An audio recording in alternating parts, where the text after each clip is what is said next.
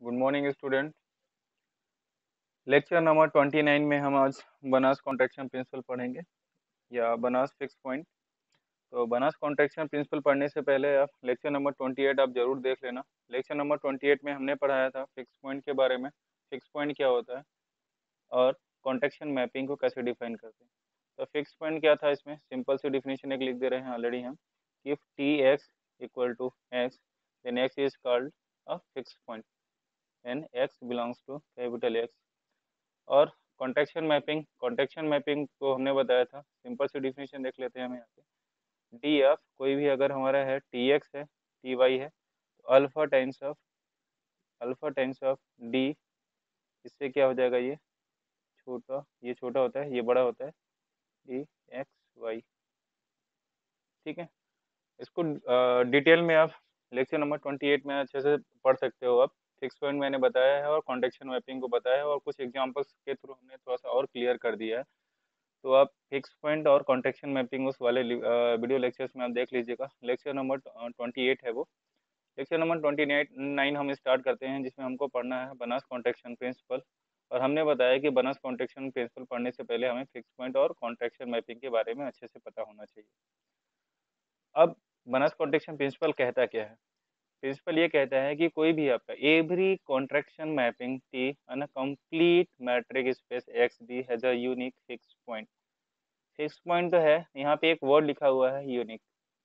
ठीक है, अब यहाँ पे जो फिक्स पॉइंट बताता है, यहाँ पे जरूरी नहीं है कि आपका यहाँ पे टी वाई अगर लेते हो तो वाई भी हो सकता है, टी वाई अगर वाई आ जाता है तो वो भी हमारा फिक्स पॉइंट।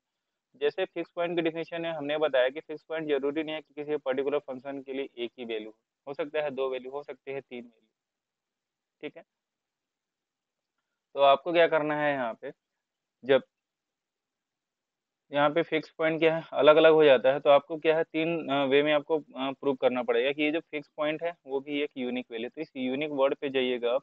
ठीक है, इस यूनिक वर्ड पे जाइएगा कि एवरी कॉन्ट्रैक्शन मैपिंग टी इन अ कंप्लीट मैट्रिक स्पेस। और सबसे पहले हम बात करेंगे यहाँ पे कंप्लीट मैट्रिक स्पेस। तो सबसे पहले हम क्या करते हैं, हमें मैट्रिक पता होना चाहिए, कॉन्ट्रैक्शन मैपिंग पता होना चाहिए, यूनिक फिक्स पॉइंट। तो यूनिक फिक्स पॉइंट के लिए हमको प्रूव करने के लिए हमारे इसमें इस थ्योरम को प्रूव करने के लिए हमने तीन स्टेप्स का सहारा लिया है यहाँ पे। तो तीन स्टेप्स कैसे हमको करना है, सबसे पहले आपको ये पता आपको प्रूव कर देना है कि एक्सएन जो है वो एक क्या है, एक कॉची सीक्वेंस है। स्टेप टू में आपको प्रूव कर देना है, यहाँ पे जो स्टेप वन है ये क्या है, एक कॉची सीक्वेंस है। और कॉची सीक्वेंस प्रूव करते करते आप ये पता चल जाओगे कि एक्स क्या है, एक फिक्स नॉट, एक्स क्या है, एक फिक्स पॉइंट है। तो आपको ये पता चल जाएगा कि क्या है, एक्स नॉट इज एक फिक्स पॉइंट है। देन आपको ये प्रूव करना है कि एक्स इज क्या है, एक फिक्स पॉइंट है। फिर आपको ये प्रूव करना पड़ेगा यहाँ पे कि फिक्स पॉइंट जो एक्स है यहाँ पे इसके अलावा कोई और दूसरा पॉइंट नहीं है। तो हमने क्या किया, कॉन्ट्रैक्शन कॉन्ट्रैक्शन मैपिंग का थोड़ा सा हेल्प लिया वहाँ पे। और कॉन्ट्रैक्शन मैपिंग के बाद वहाँ पे हमने ये डिसाइड किया कि हमारे पास टू फिक्स पॉइंट है एक्स और वाई। उसके बाद कह दिया कि उसके बाद हमने प्रूव कर दिया कि ये जो एक्स और वाई है वो इक्वल है। देन आपके पास इस ये जब तीनों प्रूफ हो जाएगा तो आपको ये कंक्लूजन मिल जाएगा कि आपके पास यूनिक फिक्स पॉइंट होता है। तो हम स्टार्ट करते हैं प्रूफ। तो प्रूफ स्टार्ट करने से पहले हम कॉन्ट्रैक्शन मैपिंग के बारे में जानते हैं यहाँ पे कि let alpha be a real number such that alpha की वैल्यू 0 से 1 के बीच में है। Then by the definition of the contraction mapping D of T x T Y less than equal to alpha times of D x Y for all value of D x. और ये already less than होता है किससे, D x Y से। ये हमने पढ़ा था कॉन्ट्रैक्शन मैपिंग में। Let X naught be the any arbitrary fix point. तो हमने एक सबसे पहले आर्बिटरी फिक्स पॉइंट हमने किसको एज्यूम कर लिया कि एक्स नॉट क्या है, हमारा एक कोई भी एक आर्बिटरी पॉइंट है। ठीक है, तो हमको क्या करना पड़ेगा, पहले इस एक्स नॉट आर्बिटरी ये जो फिक्स पॉइंट हमने यहाँ पे किया है एज्यूम कि यहाँ पे x naught be the any arbitrary point. और इस एक्स नॉट के रेस्पेक्ट में हम सबसे पहले प्रूव करते हैं इस कॉची सीक्वेंस को लेकर। तो सबसे पहले हम कॉची सीक्वेंस को प्रूव करेंगे क्या है। हम लेट एज्यूम कर लेते हैं कि एक्सएन नाम का आपके पास कोई सीक्वेंस है यहाँ पे, जहाँ पे एक्सएन जो सीक्वेंस है N equal to 1 to infinite पे अलग अलग वैल्यू देता है, x1 x2 x3 x4 dot dot dot ऐसे कर करके एक्सएन तक वैल्यू देता है। आपको प्रूव करना है जो आपने जो सीक्वेंस लिया है एक्सएन एक टाइप का कॉची सीक्वेंस है। इसका मतलब आपके पास जो सीक्वेंस मिलेगा अगर वो कन्वर्जेंस होगा तो कॉची सीक्वेंस होगा। ठीक है, क्योंकि every Cauchy sequence is a convergence. अब हम बात करते हैं by the using definition mapping. तो टी क्या है, मैपिंग आपका एक्स टू एक्स है। दैट मीन्स क्या है टी एक्स बिलोंग्स टू किससे कर रहा है, इसका मतलब क्या हो जाएगा, टी एक्स बिलोंग्स टू किससे कर रहा है, कैपिटल एक्स से। दैट मीन्स क्या है, ये जो एक्स हम एलिमेंट ले रहे हैं और यहाँ पे एक्स भी बिलोंग कर रहा है किससे, इस कैपिटल एक्स से। तो हमने क्या किया, लेट x1 एज्यूम किया, लेट x1 इक्वल टू कितना हो जाएगा, T x not. That means T x not किससे इक्वल टू, हम क्या ले लिया हमें x1, और ये x1 बिलोंग कर रहा है किससे, यहाँ पे कैपिटल एक्स से।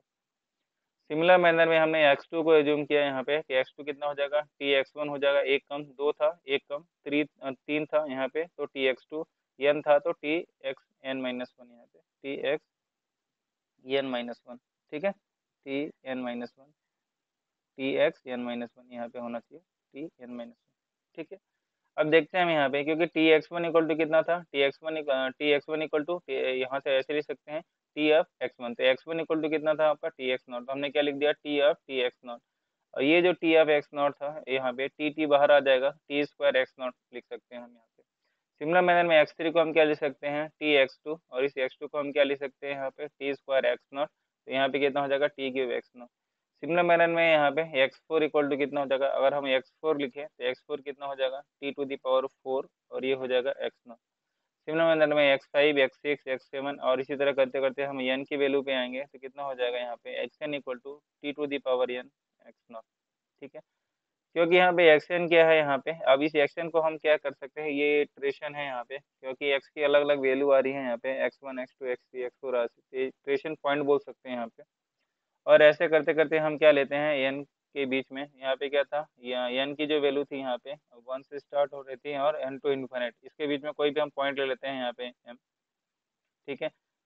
और यहाँ पे क्या है, एन कोई भी ले लेते हैं यहाँ पे, एम जो है, ये जो वैल्यू है यहाँ पे एन, ये क्या है, less than equal to N, या इसको हम ऐसे लिख सकते हैं कि एन क्या है, greater than equal to M, ठीक है। तो अगर हम कंसीडर करें दो पॉइंट्स, जैसे हमने यहाँ पे लिया था एक्स नॉट और एक्स वन लिया है, सिमिलर मैनर में हम एक्स एम और एन, और ये कोई भी पॉइंट्स ले लें और ये एन पॉइंट्स ले लें, तो इसको हम कैसे लिख सकते हैं, by using the contraction mapping. इसको हम ऐसे लिख सकते हैं, इसको लिखने का तरीका ये है, D x M X N equal to D F T M x not T N x naught. ध्यान से देना, यहाँ पे जो भी है, यहाँ पे एम है तो यहाँ पे एम हो जाता है, एन है तो यहाँ पे एन हो जाएगा, एक्स नॉट लिख सकते हैं इसको हम by the using the definition of metric space, ठीक है। और ये जो एक्स एन है यहाँ पे, इस एक्स एन के अकॉर्डिंग लिख सकते हैं हम यहाँ पे, ये जो एक्स वन एक्स टू की वैल्यू आई है, ठीक है। तो यहाँ पे कॉन्ट्रैक्शन मैपिंग यूज करते हैं यहाँ पे, और मैपिंग के बेस पे हम बता सकते हैं कि एक्स एम की वैल्यू कितनी है और एक्स एन की वैल्यू कितनी है। क्लियर है। अब हम बात करते हैं यहाँ पे T x not power m, या T M x not T N x not. अगर हम यहाँ पे कॉन्ट्रैक्शन मैपिंग लगाएं तो एक इससे कम हो जाएगा, अल्फा टाइम्स हो जाएगा, तो alpha into D D T x naught M minus one T x naught N minus one. Similar manner में अगर हम बात करें इसका भी, अगर एक कम करेंगे तो यहाँ पे अल्फा स्क्वायर हो जाएगा, अगेन कॉन्ट्रैक्शन मैपिंग यहाँ पे लगा, alpha square D T x naught M minus two T x naught N minus two. Similar manner में अगर हम बात करेंगे यहाँ पे टी का, तो अल्फा क्यूब हो जाएगा, यहाँ पे डी हो जाएगा T x naught M minus three T x naught N minus three. अगर ऐसे करते करते हम अगर एम की बात करें, एम तक अगर जाएं तो कितना हो जाएगा, यहाँ पे क्या था, दो था तो दो कम हो गया, एम था तो एम कम हो जाएगा, तो एम एम अगर कम हो जाएगा तो ये तो पूरा पूरा चला जाएगा, इसका मतलब डायरेक्टली क्या आ जाएगा, सिंपल आपका एक्स नॉट आ जाएगा, alpha to the power M, और ये डी हो जाएगा X not T x naught N minus one, ठीक है। और इस T x naught N minus N को हम क्या लिख सकते हैं, एक्स के फॉर्म में एक्स एन माइनस वन, क्योंकि ये जो पावर रहता है सेम यहाँ पे वही चीज़ रहता है, तो इसको हम क्या लिख सकते हैं, एक्स एन माइनस एम। इस इक्वेशन को हम इक्वेशन नंबर वन कर सकते हैं। अब हम कंसिडर करें यहाँ पर ट्रायंगल इनइक्वालिटी, ट्रायंगुलर इनइक्वालिटी।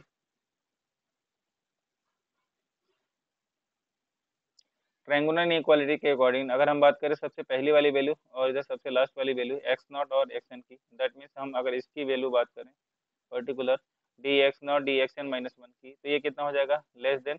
इसको हम अगर X one x two x three x four ऐसे हम डिफरेंट डिफरेंट पार्ट्स में अगर ब्रेक करें, तो कितना हो जाएगा, D x not x one plus D X one x two plus D X two x three, ऐसे करते करते D N minus M minus one हो जाएगा, और यहाँ पे एक्स एन माइनस एम, तो इससे एक कम, एन माइनस एम से एक कम आ जाएगा, और ये क्या हो जाएगा, ये सारी वैल्यू इंडिविजुअल मॉड क्या होता है, ग्रेटर देन इक्वल टू हो जाएगा। तो हम इसको ऐसे लिख सकते हैं यहाँ पे डी x1 x2 को कैसे लिख सकते हैं सिमिलर मैनर में, जैसे ये था सिमिलर मैनर में इसको लिख सकते हैं D x1 x2 equal to, इस x1 को क्या लिख सकते हैं, एक कम क्या है टी एक्स नॉट, इसको क्या लिख सकते हैं टी एक्स1।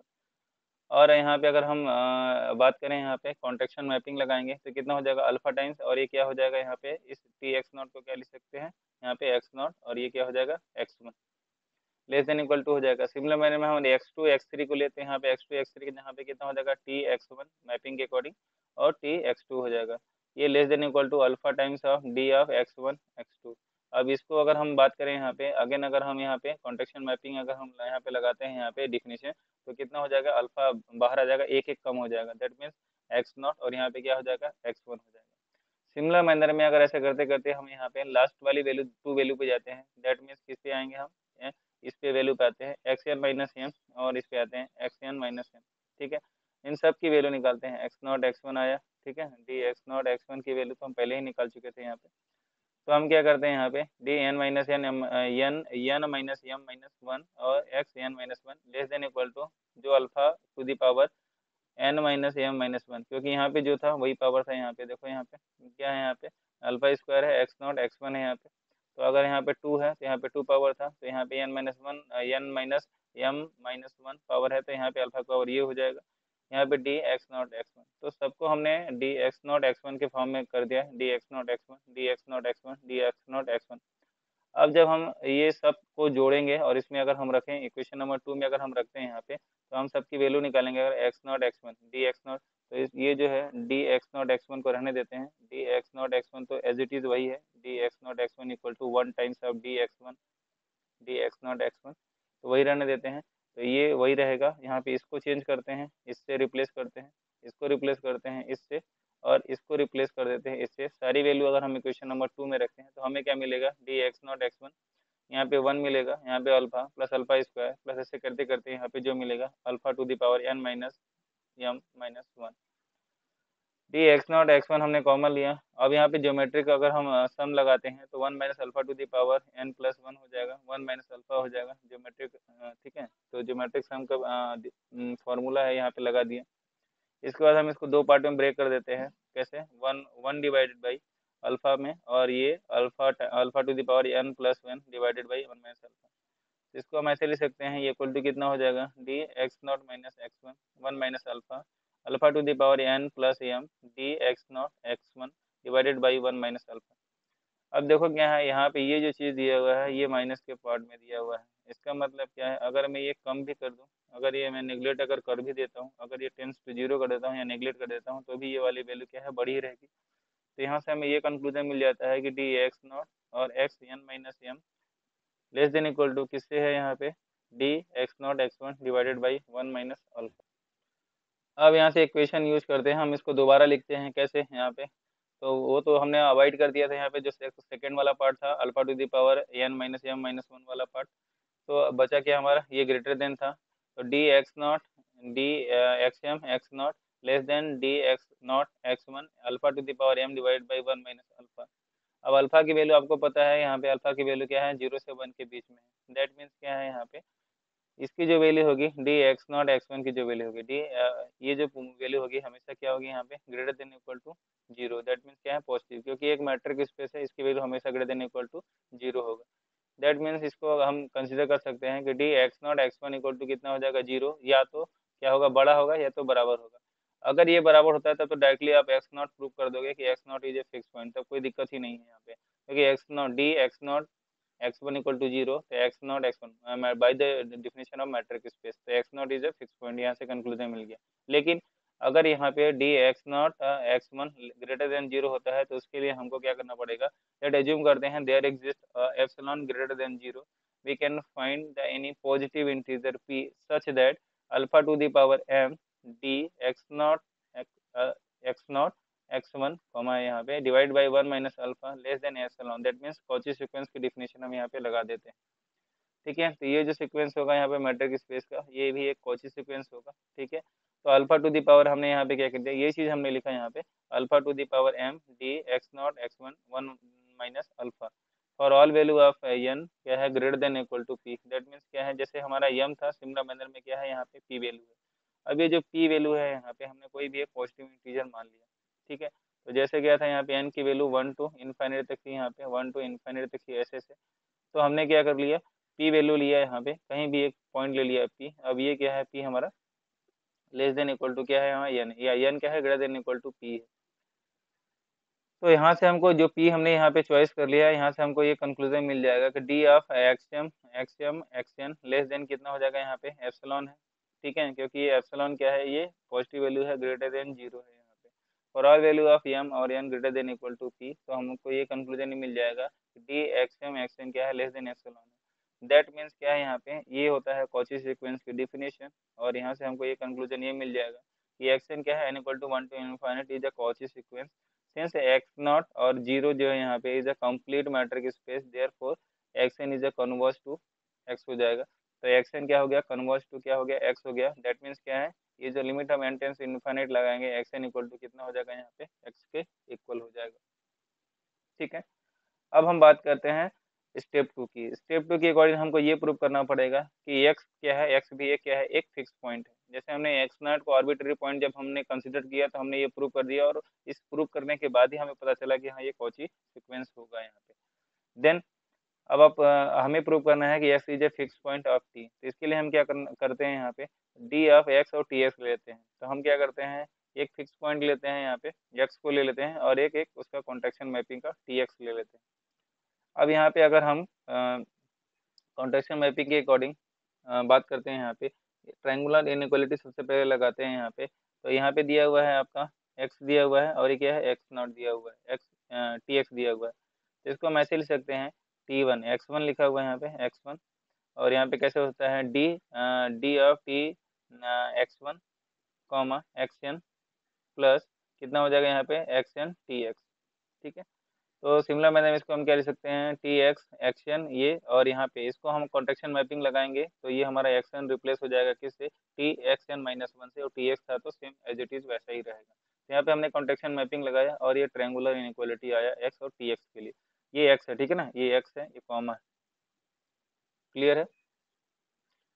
अब हम यहाँ से कॉन्ट्रेक्शन मैपिंग जैसे लगाएं तो कितना हो जाएगा यहाँ पे, टी एक्स, ठीक है। तो ये कितना हो जाएगा, D x t x less than equal to किससे, तो डी एक्स एक्स एन। और यहाँ पे अगर हम यहाँ पे कॉन्ट्रेक्शन मैपिंग लगाते हैं तो कितना हो जाएगा, अल्फा टाइम्स बाहर निकल जाता है, और ये कितना हो जाएगा यहाँ पे एक्स एन माइनस वन, और ये एक्स हो जाएगा। ठीक है, अब हम एज्यूम करते हैं कि एप्सिलॉन बाई टू क्या है, एक टाइप का, जैसे एप्सिलॉन वन एप्सिलॉन टू लेते हैं सिमिलर मैनर में, क्या है, क्योंकि ये कॉची सीक्वेंस है मैट्रिक स्पेस। ठीक है, ये मैट्रिक स्पेस का है, तो डी एक्स और एक्स एन को हम क्या एज्यूम कर सकते हैं, लेस देन क्या है हमारा epsilon by two for all value of n, जो क्या है वो ग्रेटर देन क्या है, यहाँ पे कोई एक वैल्यू है क्यू मान लेते हैं, कोई भी वैल्यू ले लेते हैं। बस ये है कि ये क्यू वैल्यू भी जैसे पी वैल्यू एज्यूम किया था सिमिलर मैनर में उसी तरह। तो अब ये जो क्यू है यहाँ है हमारा, और ये ऐसे, ये वन टू इनफाइनाइट और ऐसे ऐसे चलता जाता है। सिमिलर मैनर में अगर इससे हम कम वाली वैल्यू लेते हैं, एक्स एन माइनस वन और एक्स लेते हैं, तो कितना हो जाएगा, X not divided by two, और ये अल्फा। ठीक है, तो अगर हम कम के फॉर्म में लेंगे, दैट मीन्स क्या है, यहाँ पे अगर हम अल्फा टाइम्स हो जाएगा ये, अगर हम कम के फॉर्म में लेंगे तो ये कितना हो जाएगा, अल्फा के फॉर्म में, तो अल्फा हमने यहाँ डिवाइड कर दिया। अब यहाँ से हम एक अनदर नंबर लेते हैं यहाँ पे यस, जो क्या है मैक्सिमम ऑफ क्यू और आर। तो क्यू जो हम इससे पहले लिए थे, और एक आर नंबर हमने लिया, उसको हम क्या करते, क्यू और आर के बीच में। तो यहाँ पे एन ग्रेटर देन ये था, और यहाँ पे हम क्या कर दिया कि एन जो है यहाँ पे अब आर है।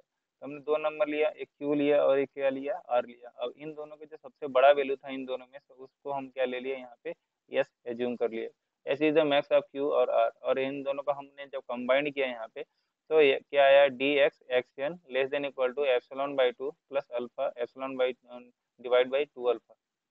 अब देखो यहाँ पे क्या है, जैसे हमने इससे इससे पहले किया था ना, एन और पी क्यू के लिए और आर के लिए, सिमिलर में एस के लिए कैसे डिफाइन करेंगे, d x x n less than epsilon by two, और d x N minus one x less than epsilon by two alpha. किसके लिए, कॉमन पॉइंट मैक्स एक्स के लिए। तो यस जो है वो दोनों का कंबाइंड कॉन्सेप्ट है यहाँ पे, क्यू और आर का, जो कि क्या है इन दोनों का मैक्सिमम वैल्यू। तो इसको हम कैसे लिख सकते हैं इसको, अब इन दोनों को अगर हम जब कंबाइंड करेंगे तो हमारी जो वैल्यू आएगी, d x x n less than epsilon by two plus alpha times of epsilon by two alpha. Alpha से अल्फा कट जाएगा, और ये epsilon by two directly epsilon आ जाएगा। दैट मीन्स जो डी एक्स है और टी एक्स है वो क्या हो जाएगा, लेस देन एप्सिलॉन, और ये कॉची सीक्वेंस की डिफिनेशन ही है यहाँ पे। तो यहाँ पे क्या है, for all value of n greater than s हो जाएगा।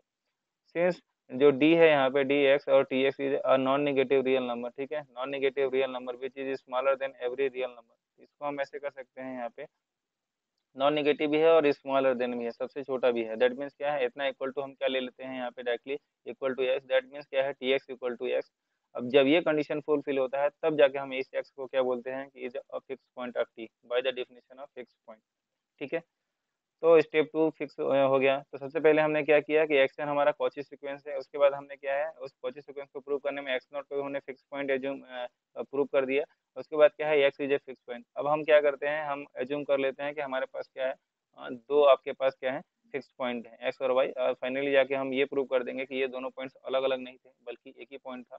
और फाइनली ये कर देंगे कि नन अदर देन कोई अदर देन तीसरा पॉइंट नहीं होगा जो एक फिक्स पॉइंट होगा किसी कंप्लीट मैटर के स्पेस पे में, ठीक है। तो देखते हैं हम यहाँ पे स्टेप थ्री में हम आते हैं। We shall have to prove that t has a no fix point या अदर अदर देन एक्स। तो लेट हम अज्यूम करते हैं यहाँ पे कि x and y be the two fix point of T.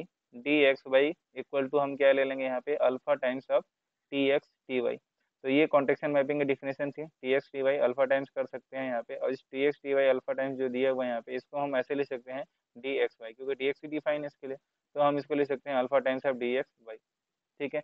अब यहाँ पे देखो ये जो d है D x y minus alpha times है, इसको कर देंगे तो ये कितना हो जाएगा less than equal to zero. क्योंकि हमारा ये क्या है डी एक्स वाई ये जो है ये इसको हम किधर ले गए, इसको हम इधर ले गए, ठीक है, लेफ्ट हैंड साइड में। तो ये कितना हो जाएगा less than equal to zero हो जाएगा, क्लियर है।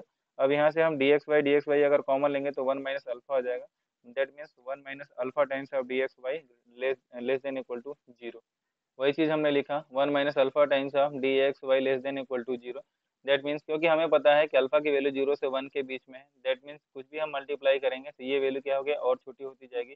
ऑलरेडी ये क्या है लेस देन इक्वल टू छोटा ये है और ये क्या है नॉन निगेटिव है, दैट मीन्स ये इक्वल टू किसके हो जाएगा जीरो के। तो जीरो के हो जाएगा तो हम क्या एज्यूम क्या हमको कंक्लूजन मिल जाएगा कि एक्स इक्वल टू वाई है, क्योंकि अब ये मैट्रिक्स स्पेस बन गया डायरेक्टली मैट्रिक्स स्पेस की जो सेकंड प्रॉपर्टी थी। Therefore, X is the only fixed point of T is the in a contraction mapping T defined as a complete matrix space XD has a unique fixed point, क्योंकि X और Y दोनों हमारा क्या है equal.